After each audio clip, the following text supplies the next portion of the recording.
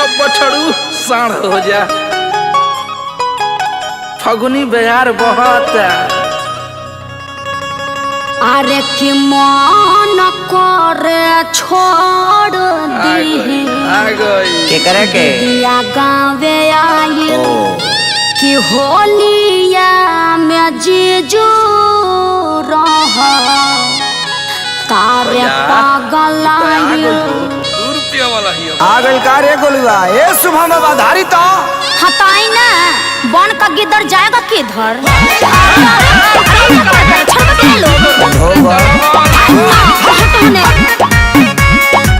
होलिया में आयल बानी जीजा तहरा गावे अच्छा बात तो हम तैयार जैसा लगला रंग लगावे अब आप जीजू थोड़ा रहम कीजिए होलिया में आयल बानी जीजा तहरा गावे तू तो हम तैयार जैसा लगला रंग लगावे मुंह अपन खोल दे हम तारे बात तू बोल दे हम बनत रहे अपना के बहुत कुछ घोड़ी पर पिचकारी से चाहे पूरब जइबू हो चाहे पश्चिम जइबू हो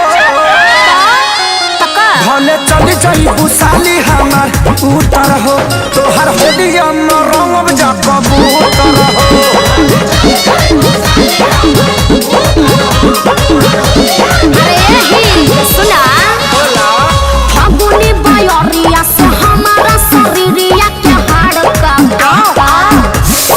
तोहर होता बत पीछा करी या से झाड़ो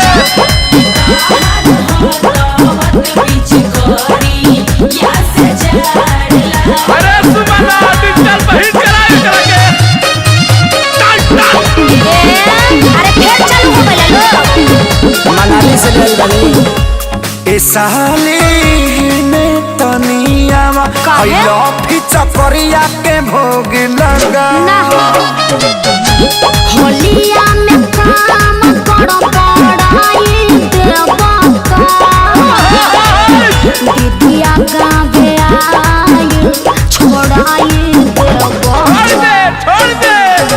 पानी पाकी फेंक लो छोड़नी देख लो लगे जान ले ले बाबा न तारा सदा विकास तू यार एकरा में ए साली नीचे जइबू हो अरे जियो बेया ए मेरा जी खींच जइबू हो अरे हिट मैसेज के आनी आई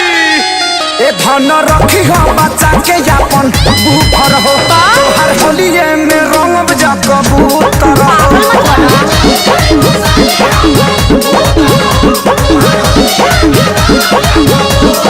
अरे होलिया क्या मुरचा छोड़ा बतानी आवा छोड़ा दी एक कवन हिताई निभावा तानिए जीजा एक कवन हिताई निभावा समझा दे लोगन जीजा ना तो ठीक ना होई देखिए विवेक जी ठीक नहीं कर रहे हैं अरे काय शुभम सोना जी सती सखिया खोदब जकानी अरे जियो छोटू रावत जवाब नहीं खाता है करे जाहो तोहरे पवनाज कि फगुआ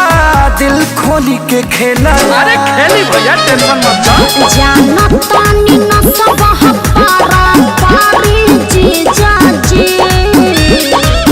गजन को के छोड़बा अखिलेश के सारी पेनाल्टी मार दे जा ओहो गड़ी किसमिस खाए घरे अपन चल जाए जाने बजाई जा तेज के हो भले पूरब जइबू हो चाहे पश्चिम जइबू हो अरे दक्षिण टोली में चोली रंगावती है भैया भले चली जइबू ए साली उतर हो हर होलिए में रंगब जा कबूतर हो जीवन का